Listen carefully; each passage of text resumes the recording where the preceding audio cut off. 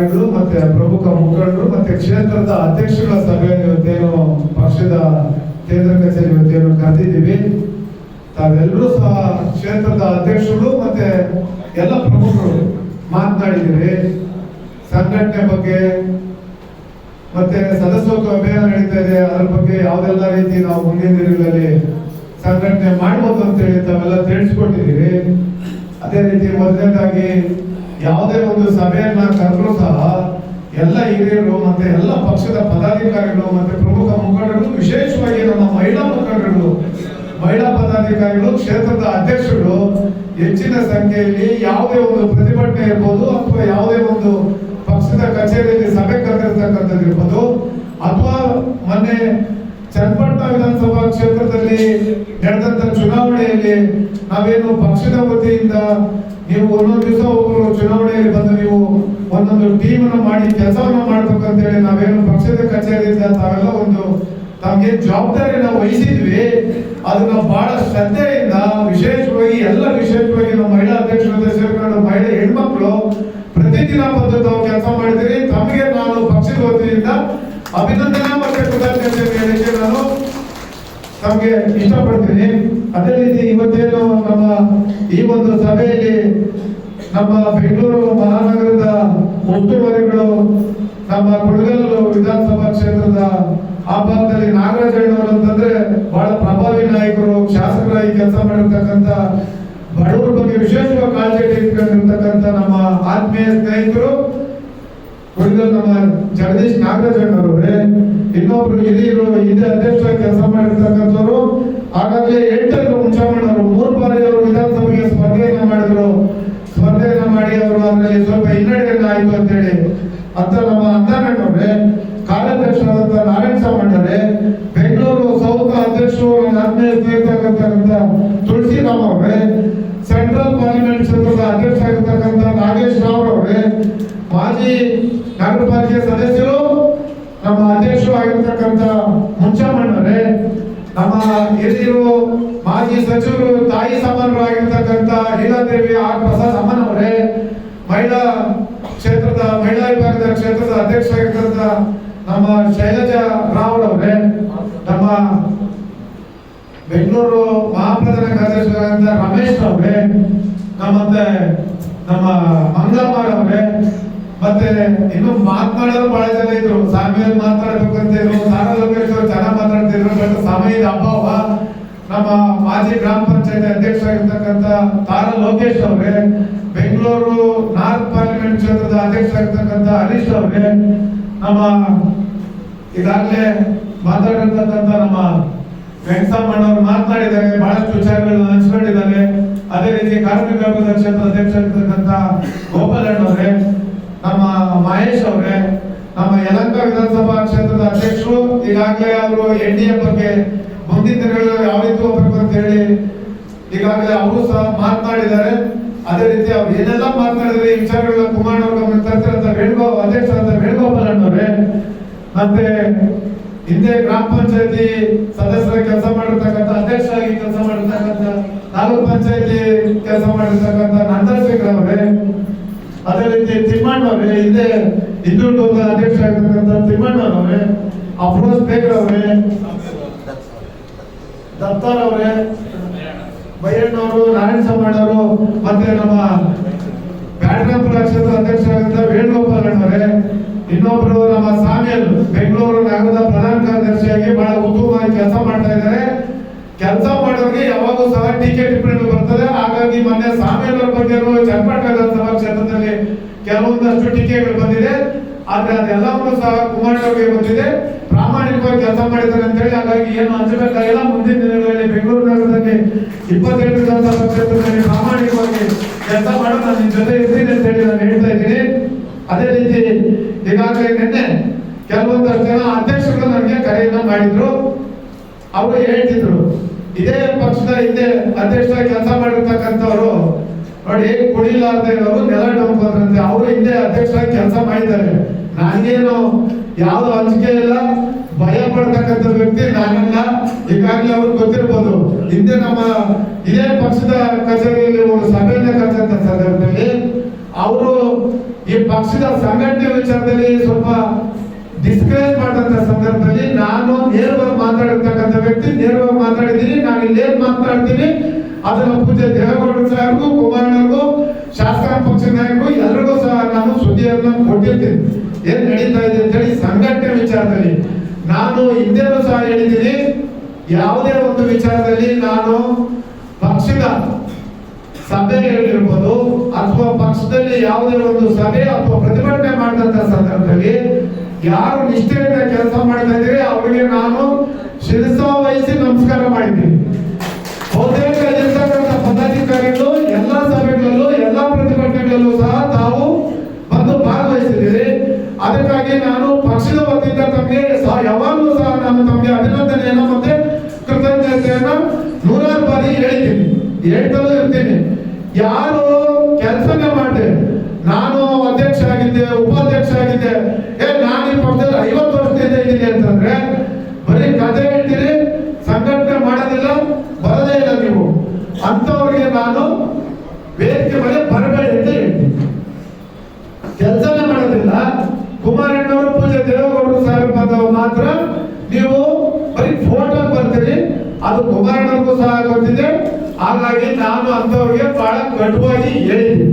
ಯಾರು ಸಂಘಟನೆಗೆ ಈಗ ಗೌಡರು ಪಾಪ ಬಂದಿದ್ದಾರೆ, ಅವ್ರು ಹೇಳ್ತಾ ಇದ್ರು ಲಾಸ್ಟ್ ಟೈಮು ನಮ್ಗೆ ಸುಮಾರಷ್ಟು ದಿನಗಳಿಂದ ನಾನು ಬರಕ್ಕಾಗಲಿ ಬರ್ತೀನಿ ಅಂತ, ಆದ್ರೆ ಒಂದ್ಸತಿ ಹೇಳಿದ್ಮೇಲೆ ಬಹಳ ಪ್ರಾಮಾಣಿಕವಾಗಿ ಬರ್ತಾ ಇದ್ದಾರೆ.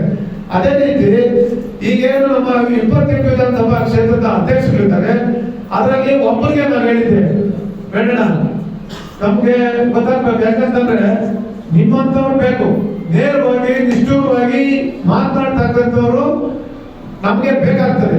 ಈಗಾಗಲೇ ಬ್ಯಾಟರ್ ಅಧ್ಯಕ್ಷರು ಸಹ ಬಹಳ ಅವ್ರಿಗೆ ಶಕ್ತಿ ಇದೆ. ಅವ್ರು ಹೇಳಿದ್ರು ಯಾರನ್ನಾದ್ರೂ ಮಾಡಿ ನಾನು ಅವ್ರ ಜೊತೆ ಇರ್ತೀನಿ, ಸಹಕಾರ ಕೊಡ್ತೀನಿ, ನಾನೇ ಹಣ ಖರ್ಚು ಮಾಡ್ತೀನಿ ಅಂತ ಹೇಳಿ. ಅವರು ಬಹಳ ಸಾರಿ ಒಬ್ಬ ಸ್ಪರ್ಧೆ ಮಾಡಿ ಸಾಕಷ್ಟು ಅವರು ಈ ಪಕ್ಷಕ್ಕೆ ಶಕ್ತಿ ತುಂಬಿರ್ತಕ್ಕಂಥವ್ರು. ಹಾಗಾಗಿ ನಾನು ಅವ್ರಿಗೆ ನಾನೇ 2 ಬಾರಿ ಕರೆ ಮಾಡಿ ಮನವಿ ಮಾಡಿದೆ, ನೀವೇ ಮುಂದುವರಿಬೇಕು ಅಂತ ಹೇಳಿ. ಹಾಗಾಗಿ ಅವ್ರ ನೇತೃತ್ವದಲ್ಲಿ ಬ್ಯಾಟರಾಪುರದಲ್ಲಿ ಅಧ್ಯಕ್ಷರು ಅವ್ರು ಮುಂದುವರಿತಾರೆ, ಅವ್ರ ನೇತೃತ್ವದಲ್ಲಿ ಅಲ್ಲಿ ಎಲ್ಲ ಸದಸ್ಯರು ಆಗ್ಬೇಕು ಅಂತ ಹೇಳಿ ನಾನು ಮನವಿಯನ್ನ ಅವ್ರು ಮಾಡಿದ್ದೀನಿ, ಒಪ್ಕೊಂಡಿದ್ದಾರೆ. ಹಾಗಾಗಿ ಈಗಾಗಲೇ ಅಧ್ಯಕ್ಷರು, ನಮ್ಮ ಮಹಿಳಾ ಅಧ್ಯಕ್ಷರು ನೇರವಾಗಿ ಮಾತನಾಡ್ತಿದ್ರು. ನನಗೆ ಕೆಲವರು ಕರೆ ಮಾಡಿದ್ರು, ನನ್ಗೆ ಈ ರೀತಿ ಹೊಸ ಟ್ರೆಂಡ್ ಶುರು ಮಾಡಿಬಿಟ್ಟಿದ್ದಾರೆ.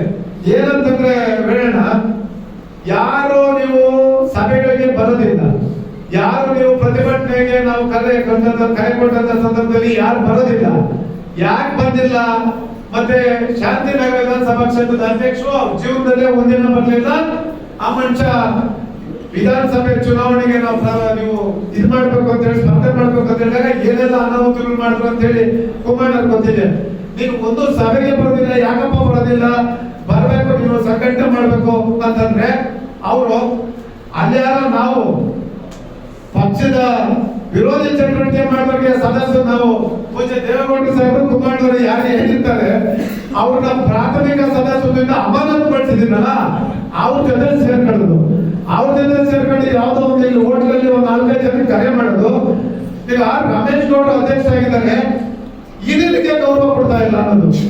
ನಾನೇನ್ ಕೆಲಸ ಮಾಡಿದವ್ರಿಗೆ ಅವ್ರ ಮನೆಗೆ ಹೋಗಿ ಏನು ಅವ್ರ ಪೂಜೆ ಮಾಡ್ತಾ, ಅದಲ್ಲ ನನ್ನ ಕೆಲಸ, ಅದೆಲ್ಲ ನನ್ನ ಕೆಲಸ. ಸಂಘಟನೆಗೆ ಯಾರು ಒತ್ತು ಕೊಟ್ಟು ಯಾರು ಕೆಲಸ ಮಾಡ್ತಾ ಇದ್ದೀರಿ ನನಗೆ ಗೊತ್ತಿದೆ. ನಗರ ಘಟಕದ ಅಧ್ಯಕ್ಷರಾಗಿ ಯಾರು ಕೆಲಸ ಮಾಡ್ತಾ ಇದ್ದೀರಿ ಅವ್ರಿಗೆ ನಾನು ಗೌರವಯುತವಾಗಿ ಎಲ್ಲ ರೀತಿಯೂ ಅವ್ರನ್ನ ನಾನು ನಡೆಸ್ಕೊಳ್ತಾ ಇದ್ದೀನಿ. ನೀವು ಪಕ್ಷದ ಕೆಲಸವನ್ನ ಮಾಡಿದ್ರೆ, ಈಗ ಸದಸ್ಯತ್ವ ಅಭಿಯಾನ ಮಾಡ್ತಾ ಇದ್ದೀರಿ, ಇದು ಮಾಡಪ್ಪ ಅಂತ ನಾನು ಮಂಜಣ್ಣವ್ರಿಗೆ ಹೇಳಿದ್ರೆ ಆ ಮನುಷ್ಯನ ಜೊತೆ 4 ಜನ ಬರೋದಿಲ್ಲ, ಒಂದು 10 ಪುಸ್ತಕ ತಗೊಂಡು ಸಂವಿಧಾಪ ಮಾಡಂತಾರೆ ಮಾಡೋದಿಲ್ಲ.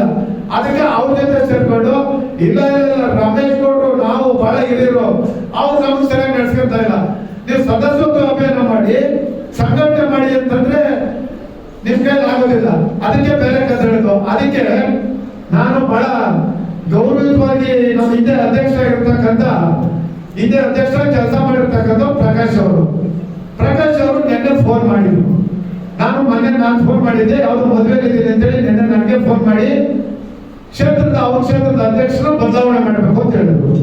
ನಾನೇನಪ್ಪ ಹೇಳಿದೆ, ಕ್ಷೇತ್ರದ ಅವರೇ ಲಿಂಗಾಯತರು ಏರ್ಪಡಿಸಬೇಕು ಅಂತ ಕೇಳಿದ ಏನು ನಮ್ಮ ಬೆಂಗಳೂರು ಅಧ್ಯಕ್ಷರು ರಮೇಶ್ ಗೌಡ ಅಧ್ಯಕ್ಷತೆಯಲ್ಲಿ ಮುಂದುವರೆದ ಭಾಗವಾಗಿ ಸದಸ್ಯತ್ವ ಅಭಿಯಾನದ ವೇದಿಕೆಗಳು ಉಪಸ್ಥಿತರಿರುವ ಬಹಳ ಮುಖ್ಯವಾಗಿ ಮತ್ತು ನಮ್ಮ ಲೀಲಾದೇವಿ ಅಮ್ಮನವರು ಮತ್ತೆ ನಮ್ಮ ಅಂದನಪ್ಪವರು ಬಹಳ ವಿಶೇಷವಾಗಿ ಬಹಳ ಹಿರಿಯರು ಪಕ್ಷಕ್ಕೆ ವೇದಿಕೆಯಲ್ಲಿದ್ದಾರೆ. ಅವರಿಗೆ ಸ್ವಾಗತ ಕೂಡ ನಮ್ಮ ನಾರಾಯಣ ಸ್ವಾಮಣ್ಣವರಾಗಿರ್ಬೋದು, ಶೈಲಜಾ ಮೇಡಮ್, ನಮ್ಮ ಹರೀಶ್ ಗೌಡರು, ತುಳಸಿ ಬ್ರದರ್, ಬಹಳಷ್ಟು ಜನ ಸ್ವಾಮಣ್ಣವರು ಬಹಳಷ್ಟು ಜನ ವೇದಿಕೆ ಮೇಲಿದ್ದೀರಾ.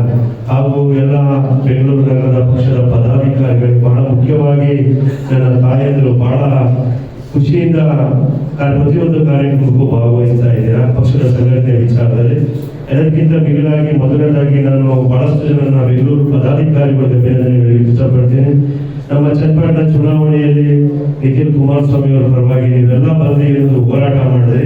ಮೊದಲನೇದಾಗಿ ಪಕ್ಷದ ಪರವಾಗಿ ನಿಮ್ಗೆ ಅಭಿನಂದನೆಗಳನ್ನ ಹೇಳ್ತಾರೆ. ಯಾಕೆಂತಂದ್ರೆ ಬಹಳ ವಿಶೇಷವಾಗಿ ಬೆಂಗಳೂರು ನಗರದಲ್ಲಿ ನಾವು ಗಮನಿಸಿ ಇತ್ತೀಚಿನ ದಿನಗಳಲ್ಲಿ ಗ್ರಾಮೀಣ ಪ್ರದೇಶಕ್ಕೆ ಬಂದು ನೀವು ಚುನಾವಣೆಗೋಸ್ಕರ ಹೋರಾಟ ಮಾಡಿದ್ರು. ಇತ್ತೀಚಿನ ದಿನಗಳಲ್ಲಿ ಬಹಳ ಹಿಂದೆ ನಾವು ಕಾಣ್ತಿಲ್ಲ ಬೆಂಗಳೂರು ಪದಾಧಿಕಾರಿಗಳು ಬಂದು ಮಾಡುವಂಥದ್ದು. ಇದೆಲ್ಲ ಮೂಲ ಕಾರಣ ರಮೇಶ್ ಗೌಡ್ರು ಅಂತ ರಮೇಶ್ ಗೌಡ್ರು ಪಕ್ಷದಲ್ಲಿ ಕೆಲವೊಂದು ತಿಂಗಳಿಂದ ನಿರಂತರವಾಗಿ ಮುಂದುವರೆದ ಭಾಗ ಸರಸ್ವತಿ ಅಭಿಯಾನದ ಮುಂದುವರೆದ ಭಾಗ ಏನು ಮೊದಲ ದಿನದಿಂದ ಇವತ್ತಿಗೂ ಬಂದಿದೆ. ಬಹಳಷ್ಟು ಹುಮ್ಮಸ್ಸನ್ನ ಕಾರ್ಯಕರ್ತರಲ್ಲಿ ರಮೇಶ್ ಗೌಡ್ರು ಕೊಡ್ತಾ ಇದ್ದಾರೆ. ಯಾಕೆ ಅಂತಂದ್ರೆ ನಾನು ಒಂದು ಹೇಳಲಿಕ್ಕೆ ಇಷ್ಟಪಡ್ತೀನಿ, ರಮೇಶ್ ಗೌಡ್ರು ಅವ್ರ ಕುಟುಂಬದ ಕೆಲಸ ಅಲ್ಲ. ರಮೇಶ್ ಗೌಡ್ರು ಏನ್ ಮಾಡ್ತಾ ಇದ್ದಾರೆ ಒಂದು ಅರ್ಥ ಮಾಡ್ಕೋಬೇಕಾದ್ರೆ, ಯಾರೇ ಆಗ್ಲಿ ನಾವು ಇನ್ನೊಬ್ರ ಬಗ್ಗೆ ಟೀಕೆ ಮಾಡ್ಬೇಕಾದ್ರೆ ಅವ್ರ ವೈಯಕ್ತಿಕ ವಿಚಾರ ಇದೆ, ಬೇರೆ ಕುಟುಂಬದ ವಿಚಾರ ಇದೆ, ಅದೊಂಥರ ಸಪರೇಟ್. ಪಕ್ಷದ ಬೇಡಿಕೆಗಳಲ್ಲಿ ಪಕ್ಷಕ್ಕೆ ಸಂಘಟನೆ ಮಾಡ್ತಿರುವಂತವ್ರು, ಪಕ್ಷಕ್ಕೋಸ್ಕರ ಹೋರಾಟ ಮಾಡ್ತಿರುವಂತ ವ್ಯಕ್ತಿಗಳನ್ನ ಯಾವುದೇ ಕಾರಣಕ್ಕೂ ನಾವು ಟೀಕೆ ಮಾಡ್ಲಿಕ್ಕೆ ಹೋಗ್ಬಾರ್ದು. ಯಾಕೆ ಅಂತಂದ್ರೆ ರಮೇಶ್ ಗೌಡ್ರು ಏನೇ ಮಾಡಿದ್ರು ಕೂಡ ಪಕ್ಷಕ್ಕೋಸ್ಕರ ಮಾಡ್ತಾ ಇರುವಂತದ್ದು. ಪಕ್ಷ ಅಧ್ಯಕ್ಷ ಆಗಿ ಮಾಡೋದು ಬಹಳ, ಈಗ ನಾವೆಲ್ಲ ಕುಣಿಗಲಿಂದ ಬಂದು ಬೆಂಗಳೂರಲ್ಲಿ ಹೋರಾಟ ಮಾಡುವಂತ ಅವಶ್ಯಕತೆ ನಮ್ಮ ತಾಲೂಕಲ್ಲಿ ಆಸೆ ಹೊತ್ಕೊಳ್ಳೋಷ್ಟು ಕೆಲಸಗಳು ನಮಗಿದೆ. ಇದಕ್ಕೋಸ್ಕರ ಮಾಡ್ತಾ ಇದ್ದೀವಿ. ಈ ಪ್ರಾದೇಶಿಕ ಪಕ್ಷ ಉಳಿಬೇಕು. ದೇವೇಗೌಡರು ಕುಮಾರಣ್ಣ ಏನು ಹೋರಾಟ ಮಾಡ್ತಾರೆ ಈ ಪಕ್ಷ ಉಳಿಸ್ಲಿಕ್ಕೋಸ್ಕರ, ಇದಕ್ಕೋಸ್ಕರ ನಮ್ದೇನಾದ್ರು ಒಂದು ಕಿರು ಕಾಣಿಕೆಯನ್ನು ಪಕ್ಷಕ್ಕೆ ಕೊಡಬೇಕು ಅನ್ನೋ ನಿಟ್ಟಿನಲ್ಲಿ ನಾವೆಲ್ಲ ಇವತ್ತು ನಮ್ಮ ಅಧ್ಯಕ್ಷತೆ ಕೈ ಜೋಡಿಸ್ಕೊಂಡು ನಾವು ಹೋರಾಟ ಮಾಡ್ತಾ ಇರುವಂಥದ್ದು. ಸೊ ದಯಮಾಡಿ ನಾನು ಕೇಳ್ಕೊಳ್ಳುವಂಥದ್ದು, ಬೆಂಗಳೂರು ನಗರದಲ್ಲಿ ಯಾರ್ಯಾರು ಪದಾಧಿಕಾರಿಗಳಿದ್ದೀರಾ ಅಥವಾ ಹಿಂದೆ ಯಾರ್ಯಾರು ಈ ಒಂದು ಪಕ್ಷದಲ್ಲಿ ಅಧಿಕಾರವನ್ನು ಅನುಭವಿಸಿದ್ರೆ ದಯಮಾಡಿ ಯಾವುದೇ ರೀತಿ ವ್ಯಕ್ತಿಗತವಾದ ಟೀಕೆಗಳನ್ನ ಬಿಟ್ಟು ಪಕ್ಷದ ಸಂಘಟನೆ. ಯಾಕೆ ಅಂತಂದ್ರೆ ಬಹಳಷ್ಟು 2-3 ತಿಂಗಳಲ್ಲಿ ಬಿಜೆಪಿ ಚುನಾವಣೆ ಬರ್ತಾರೆ. ನಾವಾಗಲೇ ಮೊದಲನೇ ಬಾರಿ ಸದಸ್ಯತ್ವ ಅಭಿಯಾನ ಮೀಟಿಂಗ್ ಮಾಡುವಂತ ಸಂದರ್ಭದಲ್ಲಿ ದಯಮಾಡಿ ನೀವೆಲ್ಲ ಸೀರಿಯಸ್ ಆಗಿ ತಗೊಂಡು. ಯಾಕೆ ಅಂತಂದ್ರೆ ಜೆಡಿಎಸ್ ಮತ್ತೆ ಬಿಜೆಪಿ ಪಕ್ಷ ಎರಡು ಮೈತ್ರಿಯಾಗಿ ಬಿಜೆಪಿ ಚುನಾವಣೆಯನ್ನು ಫೇಸ್ ಮಾಡ್ತಾ ಇರುವಂತದ್ದು. ಸೊ ನೀವೆಲ್ಲ ಒಗ್ಗಟ್ಟಾಗಿ ಏನು ಪದಾಧಿಕಾರಿಗಳಿದ್ದೀರಾ, ಅಧ್ಯಕ್ಷ ವಹಿಸಿಕೊಂಡಿದ್ದಾರೆ ಪದಾಧಿಕಾರಿಗಳು, ನೀವು ವಾರ್ಡಲ್ಲಿ ನೀವು ಗಟ್ಟಿಯಾಗಿ ಕೆಲಸ ಮಾಡಿದ್ರೆ 100ಕ್ಕೆ 100 ನಿಮ್ಮ ಪರವಾಗಿ ಬಿಜೆಪಿ ಟಿಕೆಟ್ ಕೊಡಿಸುವಂತ ಜವಾಬ್ದಾರಿನ ನಮ್ಮ ರಮೇಶ್ ಗೌಡ್ರು ನಾವೆಲ್ಲ ಸೇರ್ಕೊಂಡು ಮಾಡ್ತೀವಿ. ಯಾಕೆ ಅಂತಂದ್ರೆ ಸಹಜ ಇವತ್ತು ಈ ಮಟ್ಟಿಗೆ ಬೆಂಗಳೂರಲ್ಲಿ ಒಂದು ಹೊಸ ಉತ್ಸಾಹ ಜೆಡಿಎಸ್ ಪಕ್ಷದಲ್ಲಿದೆ ಅಂತಂದ್ರೆ ಇತ್ತೀಚಿನ ಚಟುವಟಿಕೆಗಳು ಆ ರೀತಿ ಹೇಳಿದ್ದಾರೆ.